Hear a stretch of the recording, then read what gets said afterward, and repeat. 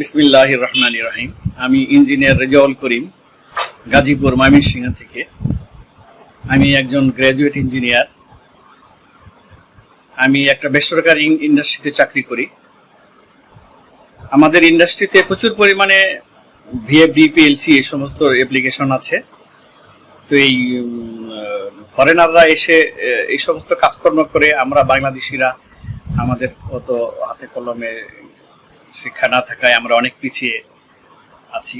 আমি বিশেষ করে এই ধরনের একটা প্ল্যাটফর্ম খুঁজতেছিলাম, গবেষণা লার্নিং এর মতো, যেখান থেকে আমি কিছু নলেজ নিতে পারবো। তো আমার এই প্ল্যাটফর্মটা গবেষণা লার্নিং একাডেমি, এই প্ল্যাটফর্মটা আমার কাছে খুব ভালো লেগেছে। বিশেষ করে জিয়াদ চৌধুরী স্যারের বোঝানোটা অনেক সুন্দর, অনেক ভালো।